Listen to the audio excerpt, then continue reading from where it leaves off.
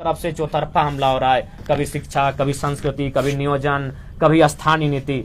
तो कहीं ना कहीं आज हम लोग जिस मुहाने में आके खड़े हैं, यहाँ से केवल और केवल इस राज्य में अंधकार होता हुआ दिख रहा है। तो इस अंधकार को दूर करने के लिए राज्य के तमाम युवाओं से, बुद्धिजीवी वर्ग से, तमाम लोगों से आग्रह होगी।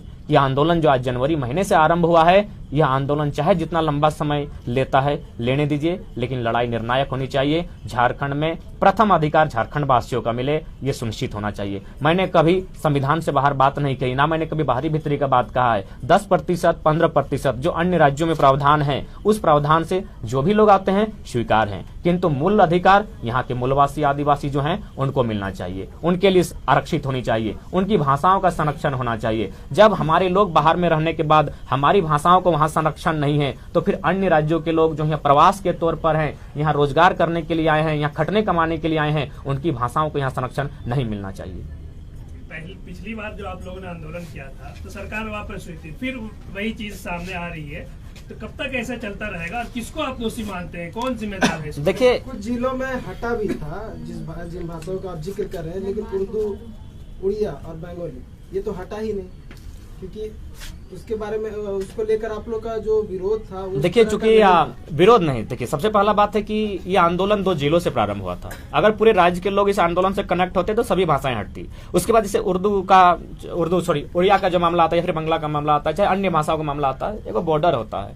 बॉर्डर की सीमा पर अगर अन्य राज्य भी हैं और इधर झारखंड उधर अगर बंगाल है, तो निश्चय ये सीमावर्ती जो 10 किलोमीटर 15 किलोमीटर दायरा आएगा, वहां के लोग इस राज्य की भाषा को बोलेंगे और इस राज्य के लोग उस राज्य की भाषा को बोलेंगे। तो उसके आधार पर स्थानीय भाषा तय नहीं होती है, उसकी आबो हवा बहती है। तो ठीक उसी प्रकार चूंकि ये धनबाद बोकारो से आगाज हुआ था, तो वहां पर माने मगही और भोजपुरी को लेकर विशेषकर लोग काफी उबाल में थे, क्योंकि वह क्षेत्र बंगाल से सटा हुआ है, वहां तो भोजपुरी और मगही का सवाल ही नहीं बनता है। तो इसलिए काफी जोरदार विरोध हुआ था, सरकार बैकफुट पर आई थी। लेकिन उसके बावजूद इतना बड़ा आंदोलन होने के बाद आज सबसे पहले धन्यवाद कि झारखंड की तमाम मीडियाओं का, क्योंकि अभी तक ये नेशनल न्यूज नहीं बन पाया, जबकि लोग लगातार 8 महीने से आंदोलन कर रहे हैं। इसलिए आपको बहुत बहुत धन्यवाद कि आपने आंदोलन के लिए इतनी भूमिका निभाई और आपके माध्यम से इस आंदोलन को गांव-गांव तक हम लोग ले जाने में सफल हुए हैं। तो निश्चय ही सरकार कहने का मतलब है, मैंने स्पष्ट कहा है कि सरकार बेशक राज्य के लोग चला रहे हैं, लेकिन उनके पीछे जो मुखौटा बनकर खड़े हैं वो अन्य राज्यों के हैं। चाहे मैं खुलकर बात करता हूं, माननीय सुप्रियो भट्टाचार्य हो या श्रीमान पिंटू श्रीवास्तव हो, उनका आंदोलन से कोई वास्ता नहीं है, ना उन्होंने कभी जेल की यातना सहा है, ना कभी उनके बदन पर कोई लाठी चला है। तो वे लोग इस राज्य का मर्म को नहीं जानेंगे। यह राज्य वे लोग जानते हैं जिन्होंने अपने परिवार का, अपने सुख अमन चैन का कुर्बानी दिया है, उसके बाद राज्य मिला है। तो वे लोग बेहतर जानते हैं कि राज्य की क्या स्थिति होनी चाहिए। अच्छा, राज्य में जो चल रहा है, परिस्थिति है, उसको लेकर क्या करेंगे? देखिए, राज्य की परिस्थिति निश्चय ही बहुत विकट परिस्थिति है। खासकर मैं कोयलांचल के क्षेत्र से आता हूँ। वहाँ हाल ही 4 दिन पहले एक रात को हम लोग क्रॉस कर रहे थे, देखे मैंने प्रशासन के सहयोग से 10 अवैध कोयला की गाड़ी को मैंने पार किया गया जीटी रोड में। तो चारों तरफ से लूट मची है और इस पर सरकार की कहीं ना कहीं हिस्सेदारी बन रही है, और सरकार की हिस्सेदारी के कारण स्थानीय प्रशासन भी मौन है और चुपचाप धड़ल्ले से लगातार इस राज्य को लूटने में सब तमाशा देख रहे हैं। इसीलिए राज्य के युवाओं को संदेश यही होगा कि राज्य आपका है, यह राज्य का निर्माण आपके लिए हुआ है, आप किस प्रकार इस राज्य के भविष्य का निर्धारण करते हैं, ये आपको तय करना होगा। नहीं, वो बात नहीं है जो सरकार उथल पुथल को लेकर के बात चल रहा है, राजनीति के हालात पे ध्यान दे रही है। मेरा सवाल ये, वो सवाल वो है, देखिए, सरकार यदि उथल पुथल में है तो भाई स्पष्ट है ये सरकार उसके लिए दोषी है। सरकार उथल पुथल क्यों है, इसके लिए सरकार दोषी है। सरकार के नीति नियमावली दोषी है। तो सरकार को अपने विषयों पर काम करना चाहिए। राज्य की 3.25 करोड़ जनता को उन्होंने विश्वास के साथ चुनकर आने का काम किया था। उन्हें उनके हित के लिए, उनके रक्षार्थ हेतु नियम बनाने चाहिए थे, लेकिन ये नियम बनाती है 10वां 12वां पास करने वाले मजाक का विषय बन के रह जाता है। हमने भी मामा घर से मैट्रिक पास किया है, तो क्या मेरे मामा घर वाले लोग मुझे वहां जमीन प्रदान करेंगे? कतई नहीं करेंगे। तो फिर 10th और 12th वाले यहाँ से कैसे झारखंडियत की मान्यता को प्राप्त करेंगे? तो सरकार कहीं ना कहीं नीति नियम, अटपटा नीति नियम बना रही है, जिसका इस राज्य के विधि व्यवस्था से, इस राज्य की उन्नति से कोई सरोकार नहीं है। नहीं, जिस तरह से सरकार अपना बचाने के लिए कभी छत्तीसगढ़ जाती है तो कभी खूंटी जाती है, राज्य की जनता अहोपहो में है कि हो क्या रहा है। राजनीतिक संकट को लेकर जो चीज चल रही है उस पर आपसे टिप्पणी चाह रहे हैं? देखिए, राजनीतिक संकट तो निश्चय ही चल रही है। एक सरकार बचाने में है, दूसरा पक्ष सरकार को गिराकर अपनी सरकार बनाने में है। और ऐसी परिस्थिति में देश को सबसे पहले, आज सिर्फ राज्य की बात नहीं कीजिए, पूरे भारत देश में लोकतंत्र जो चयनित होकर जो विधायक संसद चुनकर जाते हैं, यह व्यवस्था कहीं ना कहीं मजाक बन रही है। जबकि हमारी अनुसूची 10 में दल बदल का कानून है, उस कानून को मजबूती करने की आवश्यकता है। आज संसद को सोचना चाहिए। वास्तविकता है कि आप जिस दल के साथ चुनकर जाते हैं, आपको उस दल में बरकरार रहना है।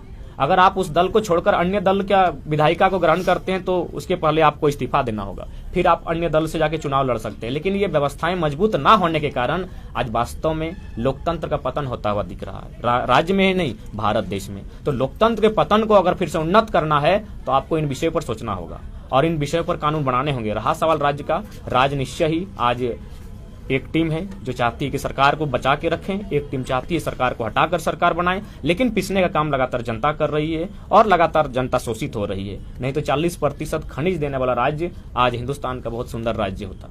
अच्छा, कौशल विकास योजना कैसे देखते हैं आप? जिस तरह से लड़कियां रोते बिलखते काम कर रही है तो कुछ को रेस्क्यू किया जा रहा है।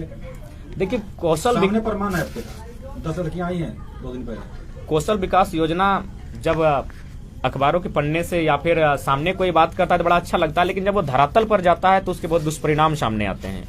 बहुत सारे हमारे बीच नजदीक के छात्रों ने उस पर प्रशिक्षण लेकर जुड़ने का कार्य किया था, लेकिन अंततः उन्हें निराशा ही लगी। तो कहीं ना कहीं ऐसी योजनाएं, जिनमें योजनाएं तो धरातल पर आती हैं लेकिन उसका मैक्सिमम फंडिंग ऐसे लोगों के पास जाता है जिनका ऐसे कोई सरोकार नहीं होता है। बड़ा दुख का विषय है। हमारे राज्य की बहनें जो इस राज्य को छोड़कर जाती है, एक नौकरानी बनने तक की जिद के लिए वो दिल्ली चली जाती हैं, और यही हमारा राज्य 40% खनिज देने वाला। दूसरी ओर केरल, कर्नाटक से कोई बहन आती है तो वह डॉक्टरनी, नर्स बनकर आती है। तो कहीं ना कहीं इस पर राज्य को सोचना चाहिए और शिक्षा व्यवस्था हो चाहे अन्य व्यवस्था हो, उसमें महिलाओं को कुछ आरक्षण का प्रावधान करना चाहिए ताकि उनकी उन्नति हो सके। विधान एक प्रश्न है, कुछ दिन पहले यहाँ मोराबादी में रोजगार सृजन किया गया था कौशल विकास के माध्यम से।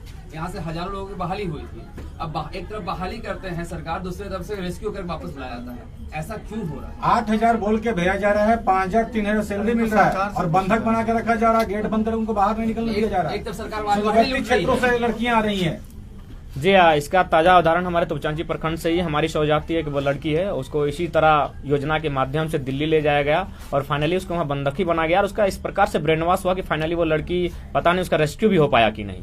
तो कहीं ना कहीं ये योजनाएं आम व्यक्ति, जो आम छात्र हैं, जो बेरोजगारी से हतोत्साहित हैं, वह सिचुएशन देखते हैं कि मरता क्या नहीं करता। वो 5,000 की नौकरी को 3,000 तक में समझौता कर लेता है, लेकिन फाइनली वहां भी उसका शोषण किया जाता है। तो ऐसे में आज देश को, राज्य को सोचना चाहिए और विशेषकर किसी भी देश और राज्य की उन्नति आर्थिक उन्नति से होती है। तो आर्थिक उन्नति कैसे हो, रोजगार सृजन कैसे हो, इस पर एक बहुत बड़ा विषय है, बहुत गंभीर विषय है। इस पर राज्य के साथ देश को भी सोचना चाहिए। 32 का मुद्दा आप लेकर के हमेशा चल रहे हैं। इस बार सेशन में तो मुख्यमंत्री जी भी बोल दिए हैं, हमें लाएंगे। लगातार जो सत्ताधारी दल के नेता वो भी लगातार पॉजिटिव बयान दे रहे हैं इसको लेकर। हाँ, निश्चय ही 1932 कभी सत्ताधारी लोग खुद मुकर रहे थे, लेकिन आज जनता के आक्रोश को देखकर, चाहे गिरिडीह के विधायक हों, आज तो देख रहे हैं स्पीकर महोदय का भी बयान आया है, मुख्यमंत्री तो बोल ही रहे हैं, शिक्षा मंत्री पहले भी बोलते थे। तो कहीं ना कहीं जनता के आंदोलन के बाद आज ये सब चीजें सामने देखने को मिल रही है। इसीलिए आंदोलन के कारण हमें भी बल मिला है कि कहीं ना कहीं सरकार भी इन गतिविधियों पर नजर रखी है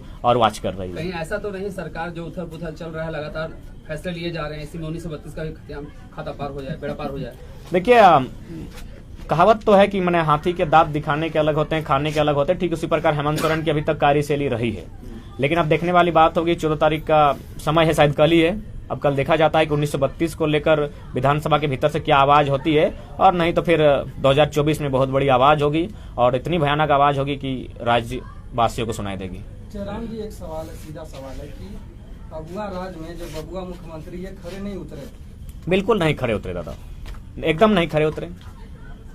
आज केवल एक आदिवासियत सेंटिमेंट के साथ सरकार चलाई जा रही है। अगर आप, चलिए आप पहला शब्द आदिवासी का ही जिक्र करते हैं, अगर आप आदिवासी का ही भला चाहते थे तो जैसे दुमका सीट खाली हुआ, वहां बसंत सोरेन को नहीं, किसी बुद्धि सोरेन को टिकट देना चाहिए था। पूरी तरह परिवारवाद किए हैं।